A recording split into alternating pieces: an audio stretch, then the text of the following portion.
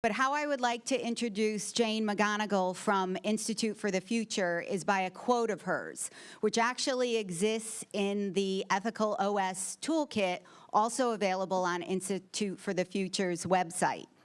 Here is Jane's direct quote. Remember, don't get caught up in whether a scenario is likely or even possible. Just pick one and go with it. When something of massive consequence happens that no one predicted, we often say it was simply unimaginable. But the truth is, nothing is impossible to imagine. When we say something was unimaginable, usually it means we failed to point our imagination in the right direction.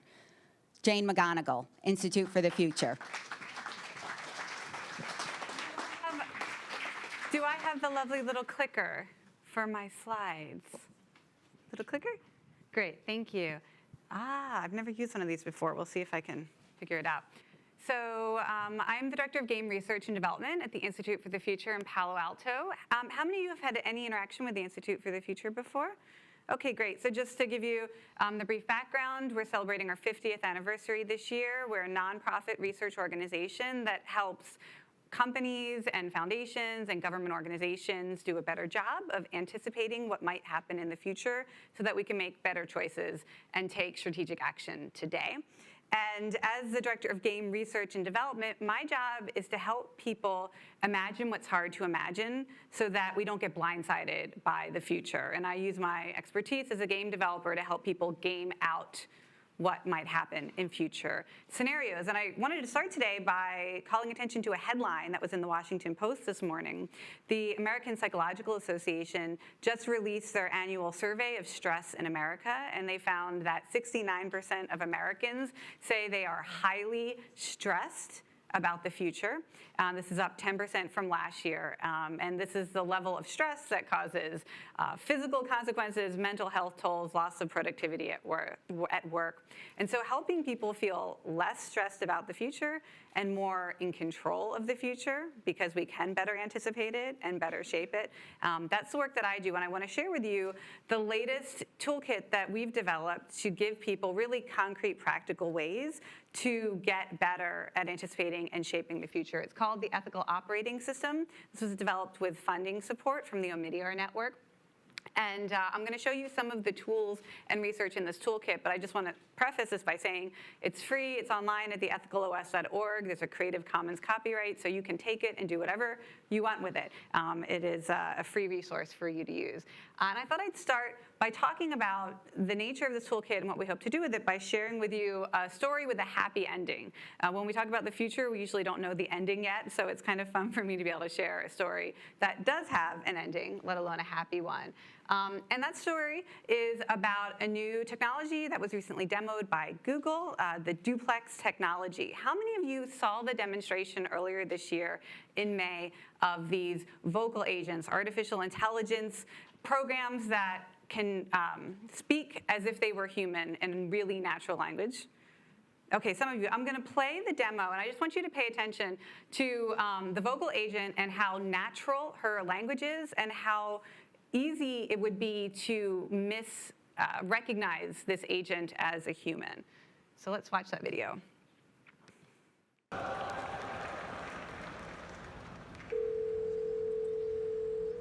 How can I help you?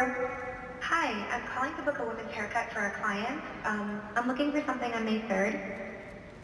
Sure, give me 1 second. Sure, what time are you looking for around? At 12 p.m. We do not have a 12 p.m. available. The closest we have to that is a 1:15. Do you have anything between 10 a.m. and 12 p.m.? Depending on what service she would like. What service is she looking for? Just a woman's haircut for now. Okay, we have at 10 o'clock. 10 a.m. is fine. Okay, what's your first name? The first name is Lisa. Okay, perfect. So I will see Lisa at 10 o'clock on May 3rd. Okay, great. Thanks. Great. Have a great day. Bye.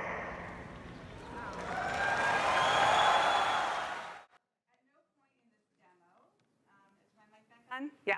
At no point during this demo does the agent identify itself as AI, and you'll notice that it has been programmed to say things like, like, to make it seem more authentically human. So after this demo, there was immediately some public reaction with headlines like, human or bot, duplex scares me, people can no longer tell when they're chatting with a robot, Google, what have you done?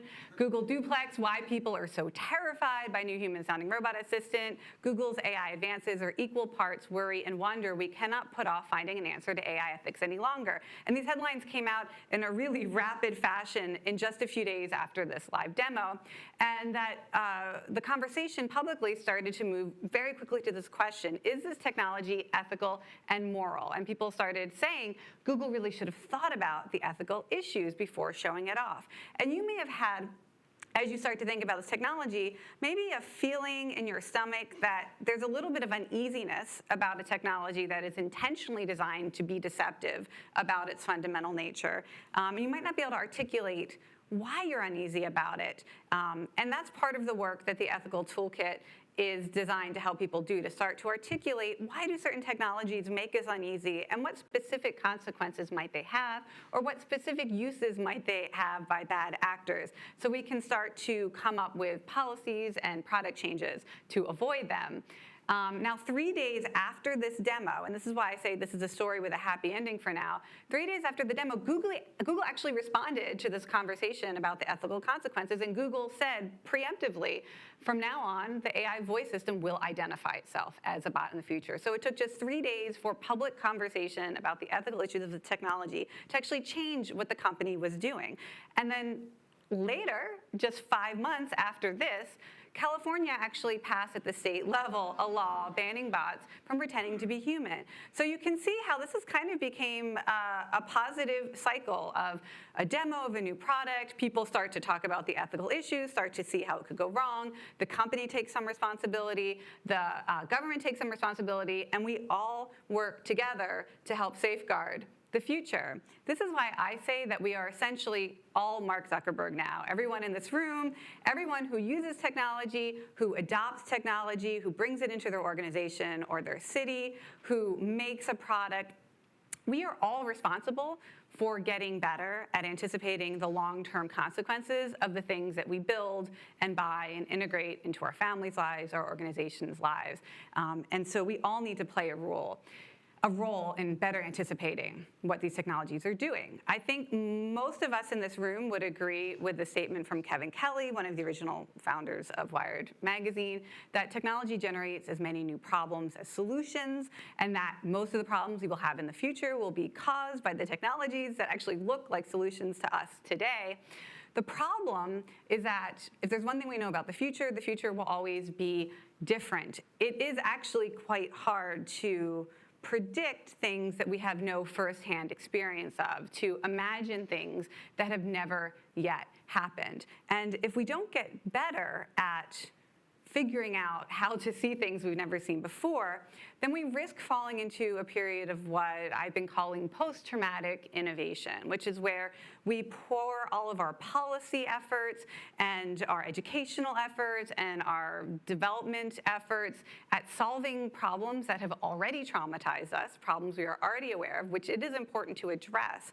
But if we get fixated on the problems that have already happened and we don't start to fix this process where we only respond to urgent issues after they've happened and we've already seen the calamitous results, then we will never get ahead of the technology. We won't get better at safeguarding public good. So that's what the Ethical OS Toolkit is for, is to help everybody play a more active role in protecting common goods. Technology companies, educators, people who make products, people who bring them into cities and organizations, we're all charged with this mission of protecting truth and privacy, equality, public safety, democracy, economic security, mental health, and humanity's long-term well-being. Now, the original working title for this toolkit was How Not to Accidentally Become the World's Next Great Supervillain, because we want to acknowledge that the people who are building these technologies and bringing them into organizations and their homes are authentically trying to solve problems and are authentically trying to bring benefit to society. So it may be an accidental outcome, but it is something we need to pay more attention to. What I'm going to do today, just to get you used to this toolkit so that when you go to ethicalOS.org and download it, you feel comfortable sharing it with your colleagues and starting to play with it. I'm going to introduce you to the 8 risk zones that are the centerpiece of this toolkit.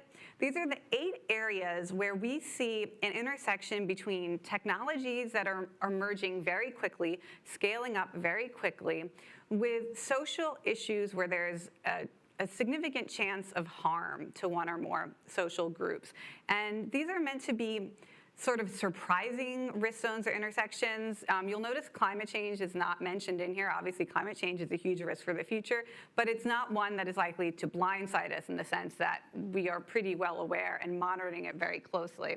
So these are meant to be some of the more surprising risk zones that might not be on everyone's radar yet.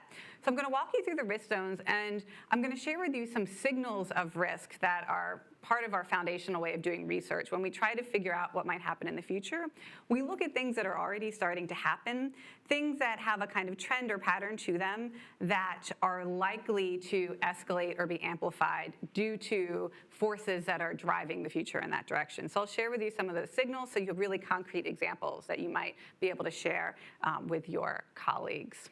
Okay, the first risk zone is around truth, disinformation, and propaganda. This is probably the one risk zone that is at the front of everybody's minds, especially being here on Facebook's campus today, which is really kind of a hot zone for this risk zone. We know things like the fact that as many as 48 million Twitter accounts are bots, not real people. And beyond just engaging with our elections and democratic processes, we're seeing all sorts of other new uses for these bots to try to undermine or destabilize society. For example, the Twitter trolls, these bots, are really active in the vaccination debate right now, and they're trying to create a lot of chaos and a lot of disbelief in formal medical practices. So you can imagine the long-term effect that that might have on public health and safety. We see that governments are fabricating and posting on social media in order to control conversation in ways that are essentially anti-democratic. Stanford University recently estimated that China's government is fabricating and posting 450 million social media comments a year on platforms that their own citizens are not allowed to use, are banned from using. So something to think about. We're also seeing a link between online messaging and misinformation and real-world violence, something that we experienced in the United States this weekend with the tragedy at the synagogue. But also in India, there's a continuing wave of people receiving false information about supposed child abductors and then going out and killing, lynching in big public mobs any stranger who happens to roll in through their village because they assume that stranger is there to abduct children. This has become such a serious problem on the WhatsApp app that the developers there are working with local governments to put up signs that you can see in the lower corner over here. The sign says, do not believe what you read on WhatsApp or social media, and do not share information you receive unless you have verified it yourself. So they're trying to train their citizens to stop spreading and believing information on social media. And finally, the technology that is a little further into the future but will probably play the most significant role in this risk zone is deep fake videos, which involves face capture and vocal replacement technologies that allow you to alter somebody's face in a video. If you have a video of them, you can make them say things they didn't say or have facial expressions they didn't have by using another human actor capturing their expressions and reintegrating them into the capture. You can also put faces into existing videos and make people look like they were somewhere doing something they weren't. A recent Carnegie Mellon demo found that current level of this technology already fools 1/3 of people, where they see absolutely nothing wrong with it. There's nothing weird or sensing in their intuition that it's fake. And that's a pretty low-level technology. This is advancing very quickly. So thinking forward to a future where we not just have fake news and fake headlines, but fake videos. All right, risk zone 2 has to do with technologies that are designed to engage us to the point of addiction. We also call this the dopamine economy because certain consultants and organizations are trying to hack into our neurological systems and pathways to bring about desired results. And we're seeing signals of this everywhere, even at places like Apple, where we have investors asking the board of directors to commission longitudinal studies to see if the technologies they're creating are actually providing harm to youth. We're seeing different apps being linked by scientific studies to specific psychological harms. For example, Snapchat is the app that's linked to the highest risk of insomnia and anxiety in teens, and that is a result of a new feature that was added that was designed to promote more engagement, the Snapchat streak, which it shows you how many days in a row you've connected with each person in your network, and the higher the number, the more connected you are, the better friends you are. A really high number shows that you're super close, and people have so much anxiety once they have a high number of losing that number from going one day of not checking in with somebody that they're up at all hours of night, this has been such a source of stress and anxiety that users actually started a campaign to ask Snapchat to take this feature out so they would be less addicted to it. And then we have companies such as this one, which is now called, they have a new name because the initial press that they received was so negative that they immediately rebranded. Their original name was Dopamine Labs, and they called themselves Dopamine Labs because they promised to consult with any technology product or service to make your product or service better at hijacking the neurological pathways that create dopamine that makes you think something good could happen, which makes you want to stay engaged and not leave that platform or service. Their ethos is that human behavior is programmable and that we should really be hacking into these pathways, and they want to provide this to literally every technology company or service.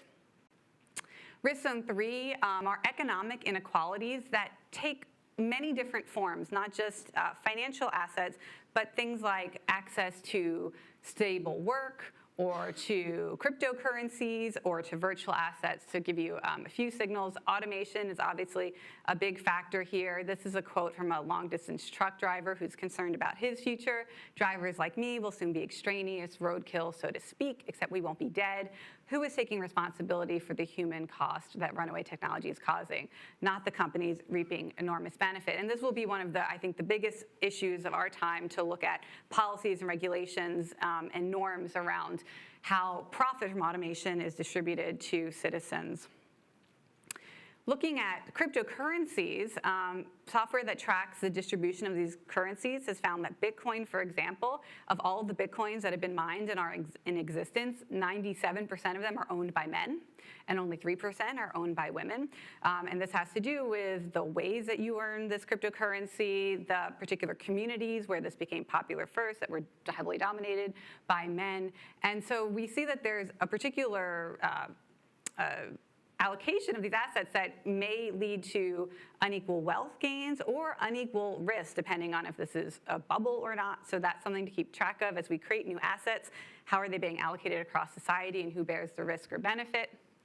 And then even with something as simple as a game like Pokemon Go, which I think fondly of the summer of 2016 as the summer of love, because you had almost 1 billion gamers out on the planet playing together and exercising, and it was really wonderful. But there was this kind of one weird quirk, which is that when people of color tried to play in the neighborhoods where they lived, if it was a neighborhood where predominantly people of color lived, they found that there were no Pokemon in their neighborhoods, and there were no Pokestops. And it turned out that's because of how the technology was built. It was originally built using data collection from a particular gaming population that was primarily not people of color, and they only played where they lived. And so in a way, there was a kind of redlining effect that if you tried to play this game where you lived, if you were a person of color, it was much harder for you. You couldn't get the assets you needed to level up and enjoy the game. And when you went to communities that did have the assets, there were a lot of reports of people the police being called because someone of color was in a neighborhood where they weren't supposed to be, and so people's lives were actually put at risk when police were called to the scene. So something totally hard to anticipate if you're not thinking about these issues of equity, but could be addressed if we kept them in mind. Risk zone 4 has to do with machine ethics and algorithmic biases.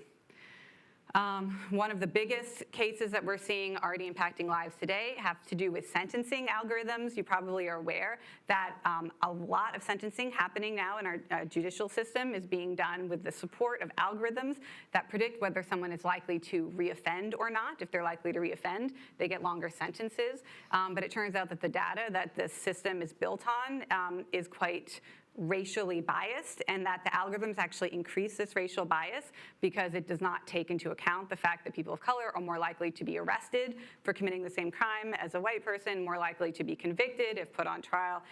And so the whole system is kind of all the way down, corrupt. This is also happening for people who find themselves in the child welfare system and child protection services.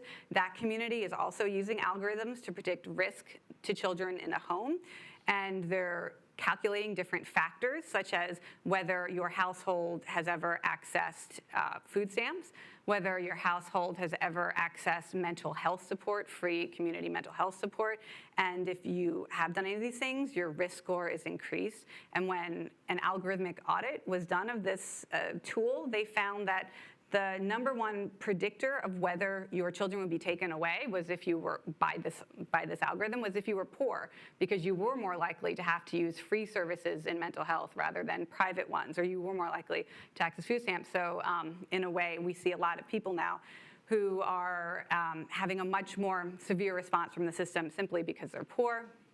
And then recently, the Amazon facial recognition software was demoed for Congress. It was going to be really great. This is software that can recognize individuals who have criminal mugshots in the system. And unfortunately, it matched 28 members of Congress to known felons, and you may think that that is appropriate or not, but these people were not, in fact, convicted of any crimes. It turned out that the 28 people who were matched to criminal mugshots were all congressmen of color, and that the system is very bad and oversamples based on that. And so, again, we see racism baked into these tools that we're using to shape society. Risk Zone 5 is a surveillance state, and this has to do with technologies used by the state, by governments, but also used by private citizens to surveil ourselves. This is a signal I didn't see a lot of discussion around that was just recently, about a month ago this happened, and I was surprised that people haven't been asking more questions about it. But two major companies teamed up, Dji and Axon. Dji does drones technology, and Axon provides tasers and other weaponry to police. And they've teamed up to provide drones, surveillance drones, to police institutions across the country so that people can be surveilled and have that connected to artificial intelligence, where they may be using that recognition software to look for the faces of people who've been convicted of crimes. And so this is a massive national campaign that's happening, and I think something worth paying attention to. Where facial recognition technology is already more advanced is in China, and we're looking at that as a major signal. If it's successful there, it will certainly be replicated in other countries. Their social credit system is a way of keeping score. Every citizen has a score that is influenced by what cameras detect, as well as other ways of tracking behavior. So they have 200 million cameras that are attached to facial recognition software, and they do keep track of things like whether you jaywalk or whether you got on a train without paying for your ticket, and everything you do affects your future opportunities. You're put at the back of the line in the emergency room if you have a low score and you have to wait longer for health care. You may not get admission to certain schools. You may not be able to rent housing in certain neighborhoods. If this is successful, which it is gaining a lot of traction there, we may see things like this experimented with elsewhere. Risk Zone 6, data control and monetization. Who is benefiting from the data that is collected, packaged, and resold, and who controls it? So we do have these great new privacy laws, but it's important to remember that under these new privacy laws, companies can still anonymize your data and sell it at a profit that the consumers who generated the data are not sharing in. So there are sort of ethical questions around why citizens aren't benefiting financially from the sale of their data, even if it is anonymized. And this just was receiving major press coverage. This is a thermometer that when you take your temperature, it reports that to a network so that advertisers can advertise within your community. If there are a lot of people with a fever in your town, they will start blasting digital marketing for Clorox wipes or maybe NyQuil because they think that there are a lot of sick people in your community. It's anonymized. It's not selling to you just because you have a temperature. It's trying to learn at a high level what's going on in a population. Might be good for public health, might be bad for other things. What if we combine this with the stress survey, and tobacco company or alcohol companies could target highly stressed individual communities because that's the way that we sometimes relieve stress. This is another one that has both good and negative possible futures to track. We're seeing a lot of cold cases being solved through DNA matches in registries where people have just submitted their DNA for analysis to find relatives, and police investigators are using this to find people who committed crime. So now there are a lot of questions about exactly who have we given our DNA to, and who can they share it with, and what can be done with it. Risk Zone 7, trust violations. These are violations that occur when technologies do things that consumers are not aware of. For example, there are a lot of games on mobile phones now that turn on the microphone when you're playing them so they can hear what's going on in your environment and try to use that information to sell you things. And people say that it can access their microphone because they think they're going to be talking to the game, but actually the game is just listening, so it can sell you things. This is if you do a Google search for Alexa, the smart speaker. This is suggested results. Actually, if you type this, you will find this, which shows that people do have a little bit of skepticism or cynicism or concern. Is Alexa listening all the time? Is it always listening? And we are starting to see incidences of this being information being put under warrant for investigators to try to find out what's going on in your house at a certain time. And then there's an app, Talkspace, that you can have therapy via text messaging. It turns out that employees are actually reading your therapy sessions, not your therapist, but other employees, for quality control, which people were not aware of, that their private therapy sessions are actually being looked at by quality assurance. We see issues like when Uber kind of got out ahead of its technology, put more self-driving cars on the street before its safety record or the technology was advanced enough. We're starting to think about how far does the technology need to advance before the public is allowed to interface with it for safety reasons. And then, of course, the scooter issue. As we're seeing all of these new vehicles kind of roll out before regulation is in place, it's really a perfect sort of case study example of how companies and citizens with expressing what they want, and organizations and governments weighing in as well. The last risk zone is hateful and criminal actors, and this is just about figuring out what are people going to do with the technology that might be for malicious purposes, and whose responsibility is it to deal with this? Right now, we know that cryptocurrencies are a magnet for bad actors. It's been estimated that at least 1/3 of all initial coin offerings are total scams, and people who are making platforms to allow ICOs are not sure how to respond to this. How do you respond when 1/3 of your community are actually criminal actors? Swatting is a trend in the gaming community, a very unfortunate trend that I think people aren't as aware of as they might want to be. It's when you call the police to somebody else's house and try to get a SWAT team to invade their house while they're streaming live on the internet. So game streaming is very popular. It shows your face, it shows your living room while you're playing. And these gamers try to get SWAT teams to come and create this big scene live streaming on the internet, and somebody recently was killed by a SWAT team for doing nothing other than playing a game online. Your battery is running low. I feel like that's a metaphor for something. What time is it? Because I know I started late. I don't want to run into people's lunch. What time is it? Somebody tell me what time it is. 7:30. Okay, great, perfect. So what do we do when we identify these risk zones? The point of the ethical operating system is to start trying to figure out how to ask about these possible risks at earlier processes. When should we start talking about these risk zones and anticipating where they might lead with a specific new technology? Should it be when a company is founded? when the first product requirements are drafted, when it's ready to demo, when it's ready to launch, or when it's ready to scale. Right now, we don't see a lot of this investigation of risk and risk mitigation until after a product has scaled. These are all places where we can kind of peel back the layers of the onion and get to the core of the technology well before it's impacting society at scale.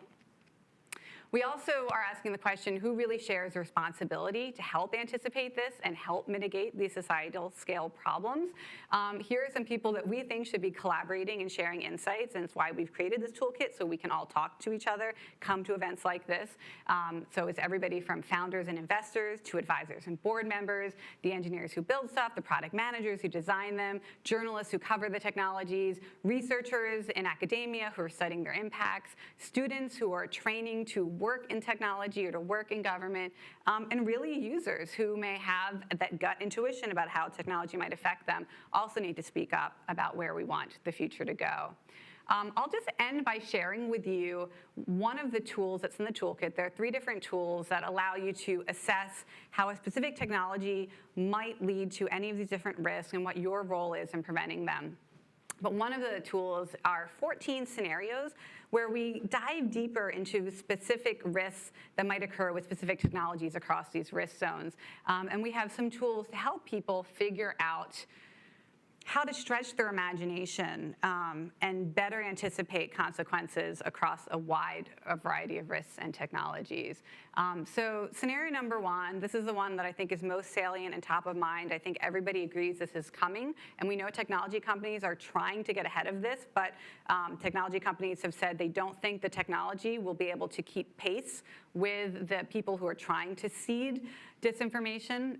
This scenario involves video fakes flooding all of the major video sharing, social media, and live streaming platforms. Are we ready for a world in which half of the videos that are circulating in our media environment are faked? How will we handle that?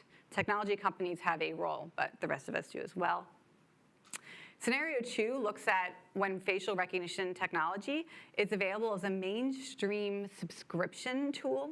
So are you ready for a world in which any organization, any product or company, any private citizen can subscribe to a database that has 1 billion faces indexed and recognizable? When this becomes available as a subscription for any person or home or public space or product to use. We've got dating apps with facial recognition. We've got Nest cams with facial recognition. We've got drones with it, schools with it.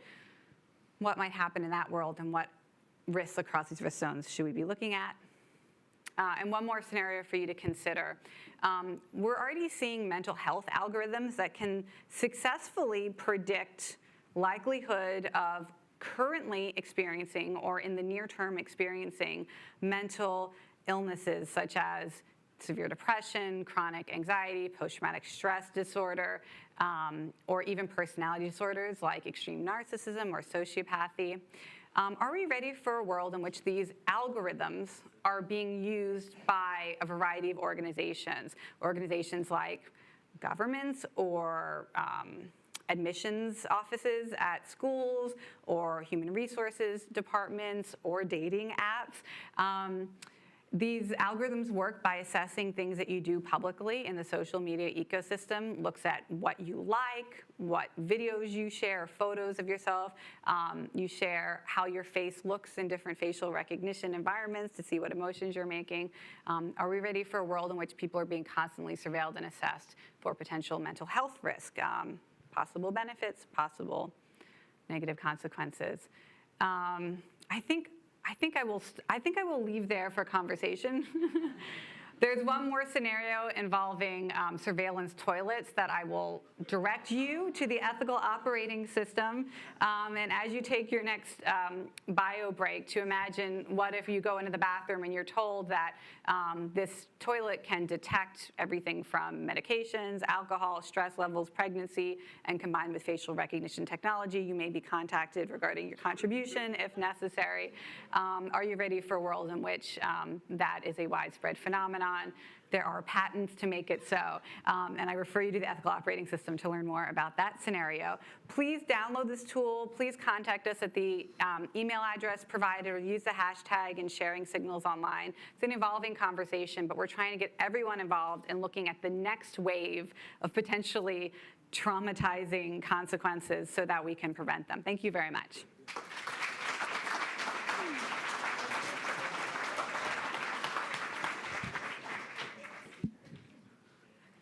Shall I say? Oh, okay. I think we might have a question. Oh, a question or two. So let's give a big warm round of applause again to Jane.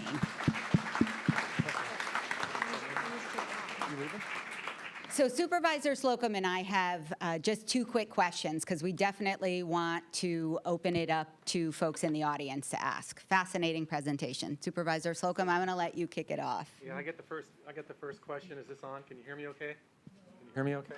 Can you hear me okay? Yes. Okay. So just a quick silly question first. Is there an Alexa device in your house? Yes. Okay, I feel better. Well, I can say my husband writes for the Google Assistant also, Okay. so I'm a little bit. We're in the trenches of making that technology better. Okay, thank you. So here's the real question. If you could give just one piece of advice to the leaders at Google, Mark Zuckerberg at Facebook, Jack Dorsey, Twitter, and CEO of Snapchat, what would it be? Yeah, thank you for asking that question. I think it's that we need to have a more collaborative conversation about potential risk.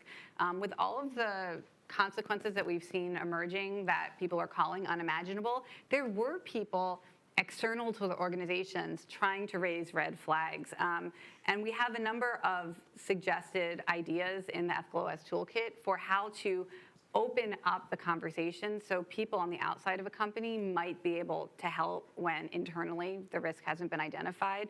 So in the technology community, there's already a common practice of hackers being paid bounties for finding a security flaw. If you find a security flaw in a Microsoft product and you identify it for them before it causes harm, they will pay you a bounty for that. So we've suggested a similar practice for ethical risks or societal risks, and we could see outsiders of companies being paid bounties for spotting the weird stuff that's happening that if it scaled up could destabilize democracy, for example. And you can imagine major conferences where people come together to hack this the same way that hackers look for security flaws. So there are 7 ideas like that in the toolkit, but that's the one that I think is most important. Thank you. Thank you. I would really encourage all of you. I actually downloaded, I have a copy of the Ethical OS Toolkit. Look at it, read it, look at the videos, look at the scenarios. Because my question for Jane is, that was both a fascinating and scary presentation. I turned around at one point just to look at audience faces, and I saw some people really like, whoa.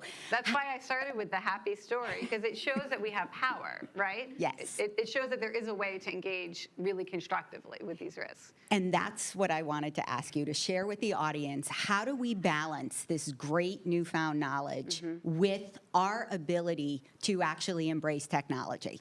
Right. So within the toolkit, there's a risk mitigation checklist that helps you work through all of these 8 risk zones, looking for the specific technologies or concerns that you feel your community might be most affected by or your company might be most contributing to. And you can work your way through this. It's 21 questions with a bunch of little sort of follow-throughs underneath each question, and that's kind of like an action plan. We encourage people to go through the checklist to kind of zero in or hone in on what's one very particular risk that you want to stand up for your community for, or within your organization, start to proactively address.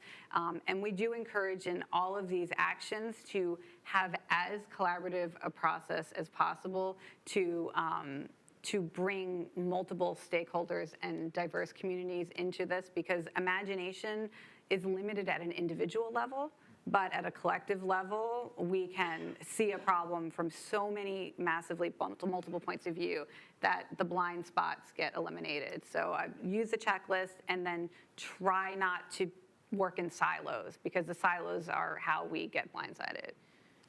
Thank you. And actually, she set that up because our county is one of the most collaborative counties out there with 20 cities and X number of elected officials, many of which are in the room today, nonprofit organizations, educators. So now we would like to open it up to audience questions.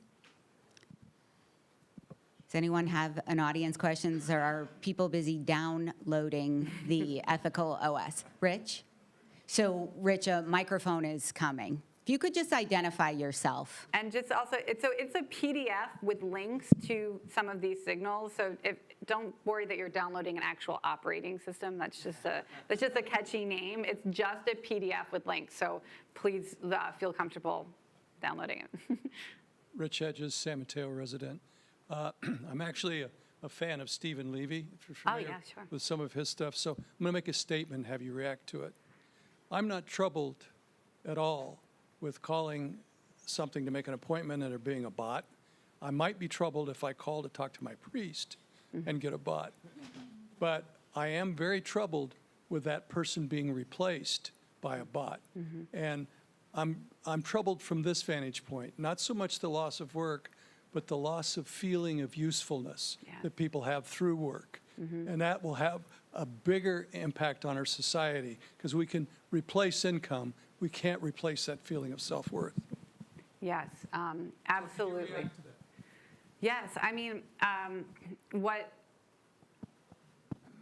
I will say is that a lot of the technology companies and the investment groups that we've worked with at the Institute for the Future who are investing in automated technologies, we see a number of them are grappling with these kind of existential risks to our psychological well-being and our sense of humanity. Do we have work that is meaningful, or do we have contributions that are meaningful to make? And I will say that in the major investors who are driving automation technology, I think that's why we've seen such an uptick in interest in investing in pilots for universal basic income, which seems like it might not address the problem, because universal basic income seems like it's providing you money when you don't have to work. But the pilots and prototypes are actually trying to afford people the opportunity to do the type of work that is typically low paid or unpaid. So caretaking, child's care, elder care, volunteering. And so my sense is that focusing on a shift towards the kind of work that is typically unpaid or low paid in this environment will be one of the ways to mitigate these risks, and that UBI is being looked at as a possible solution, not because we think people will be happy without work or the ability to contribute, but because we think that some of the most meaningful work is currently uncompensated, and that this would support people in doing more of the work. As a mother of 3.5-year-old twin daughters, it's something that I can attest to, that most of the work that I do right now is unpaid, and it's the best work that I do. So that's something that I think people being compensated for work that's unpaid but deeply meaningful is a possible risk mitigation strategy in that way. Thank you. We have time for one more question. We have it all the way in the back. Would you rather the person, there's another person right up here. Okay, thank you. Hi, my name is Katherine Carlton. I have a frustration I'll share with you, and I'll let you comment. Just had a morbid curiosity the other day. I was going to use a service, and I got my lines of things that I was not expected to read and agree to, and I just decided to skim through it. And there were all kinds of things in there I didn't agree to. Yeah. You know, we agree to photograph you, trace you, track you, sell all your information, possibly come and look at your dog. I mean, it was intrusive. Yes. And I actually thought about it, and I thought, well, I don't have a choice. Yes. This isn't a yes or no. This is you agree or you're not allowed to play. Yes. And that really gave me pause to think. Yes.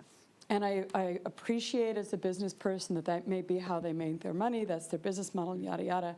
But it was something I really, really, really wanted to do, so I begrudgingly clicked the box and went through. Yeah. But that's kind of like, having a 3-year-old as a parent, you have that false choice. Like, Yeah. well, you can do this or you can be grounded. That's right. That's not really a choice. Yes, absolutely. And I wish that as legislators, as business owners, as opinion leaders such as yourself, we could do more to give people real choices. Yes. Because right now, we're not given real Yes, choices. I'm so glad you raised this concern that you have, because there is a real idea that's gaining popularity both inside organizations and at a policy level, and certainly from a consumer side, which is the idea that there should always be tiered engagement or tiered services, that technology companies that essentially operate as a public utility need to provide a minimal level of service that does not require consenting to these types of extreme use of data or tracking. That is an idea that is gaining traction. So I encourage, if that's something you're interested in, to look at it, evangelize for it, talk about it. Treating major technology companies that act as a public utility as such by requiring some ability to engage. And it doesn't mean you have to provide a free service. It means that if somebody wants to pay to use it as an alternative to being tracked or having their data sold, that there is a requirement that that there be an alternative engagement, and that's something that companies are not necessarily opposed to. It's an alternative business model, and they just have to kind of experiment with what that pricing structure might be. But so to think about that as an alternative and something to evangelize for. And I would just say, since that was the last question, so the Institute for the Future, we're in Palo Alto, we're local, we do a lot of public events, we do training in these methods, and so I would encourage you to stop by, come to some of our open events, and learn more about what we do and how you can use it. Great, let's thank Jane. Thank you, Kate. Thank you.